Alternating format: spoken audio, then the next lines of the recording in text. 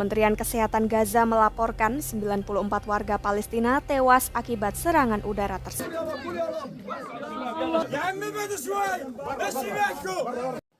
Assalamualaikum warahmatullahi wabarakatuh. Shalom, Om Swastiastu, Namo Buddhaya, Salam Kebajikan, Salam Sejahtera, and good morning everyone. From the river to the sea, Palestine will be free. It's an honor for me to talk about the Israeli-Palestine conflict. Today, in our video, we have divided the theme of the Israeli and Palestine conflict into 4 subtitles. Before that, let us introduce ourselves. My name is Aprilia Suliaji, and you can call me April. The Israeli-Palestine conflict is the one of the longest and most complex conflict in the world.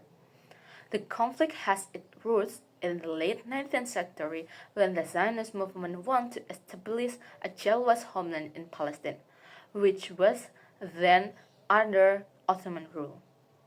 To this day, the conflict continues and attracts worldwide attention. However, the main question is, do international powers help resolve this conflict, or do they make it more complicated?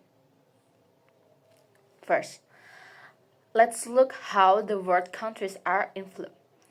There are countries that support Israel, such as the United States and Austria, which provide massive military and economic aid. This aid strengthens Israel-Palestine in the conflict and creates a power gap between Israel and Palestine. On the other hand, countries such as Indonesia, Spain, and Arab countries support the Palestinian cause, condemn Israel's action, and call for a peaceful resolution. However, many argue that Israel has violated international law. Israeli actions such as airstrikes, blockades of basic civilian needs, and forced eviction of Palestinians are considered violation of international humanitarian law, the Rome Statute, and the 1980 UN Convention. In fact, some have called this action just not war, but genocide. Moreover, while the UN attempts to resolve this conflict through various resolutions, their effectiveness is often compromised by the veto of permanent members of the Security Council, especially the United States. This raises the questions, are international institutions really capable of acting fairly? The international media is also not free from criticism. Unbalanced narrative often muddy public opinion and exacerbate political and social tension. This suggests that the role of the global media needs to be more natural and accurate in reporting the situation on the ground. So while many countries are trying to help resolve this conflict, their efforts are often ineffective or unfair. To achieve real sustainable peace, we need new measures that involve our parties without discrimination. In conclusion, the Israel-Palestinian conflict is not only a regional issue, but also a global challenge.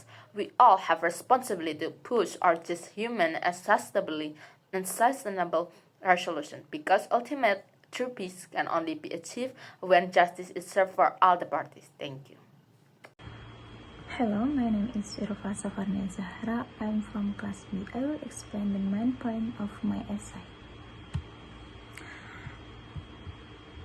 The essay titled Historical Injustice, Challenging the Funds of Israel Land Claims in Palestine, address the complex historical injustice that underpin the Israel-Palestine conflict, particularly focusing on land claims and onward slave issue. Number 1. Historical context. The essay outlines the historical roots and the conflict tracking back to the late 19th and early 20th centuries, include the establishment of Israel 1948 and the restoring respect of Palestine during the Nakba. Number 2, legitimation of land claims. Index to see how Israel lands claims are often questioned. International. Citing rulings from the International Court of Justice that the Israel system in to terrorism as violation of international law. Number 3, impact of the also according the essay refers to the also according which were intended to curtail framework for peace but unlimited fire, address key issues like boarding and reaches, allowing for continued Israel statement express. Number 4, ongoing land conflicts. It highlights recent action by Israel to the rights area facilitate further statement council and undermining Palestinian rights and claim to the land. Thank you. Hello, my name is Diva Qanitha, and I'm from Class B.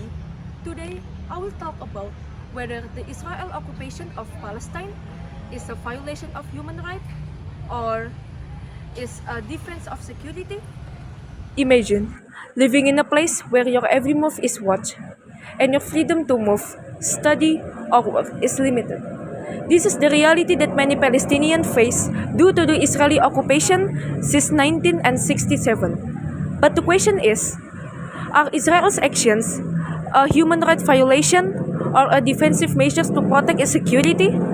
Israeli occupation has a major impact on human rights in Palestine. First, there are restrictions on freedom of movement. Checkpoints, blockades, and walls make it difficult for Palestinians to travel, even for basic needs such as medical treatment or work. In addition, there are cases of arbitrary detention. Every year, more than 5,000 Palestinians are detained without due process. In addition, not only that, excessive use of force also occurs. According to Human Rights Watch, more than 200 Palestinians have been killed during protests on the Gaza border since 2018. More, there is systematic discrimination. Palestinians find it difficult to obtain permits to repair or build their home, leaving many homeless. These situations creates a deepening humanitarian crisis. So, how does Israel answer all this?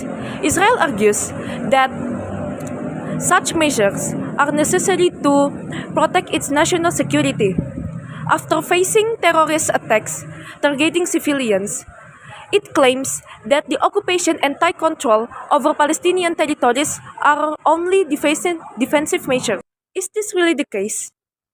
Many international observers, including Amnesty International, argues that Israel's actions often go beyond self-defense and violate international law. In fact, evidence suggests that these measures are often exacerbate the conflict, create a new cycles of violence, and adding to suffering. So, what is the solution? Security is important, but it cannot be achieved at the expense of human rights. Prolonged occupation only exacerbate the conflict. We need to find solutions that respect the human rights of all parties and create a sustainable peace. As a global community, we have a responsibility to support justice and human solutions. Every human being, Palestinian or Israeli, deserves to live with dignity and without fear. Thank you.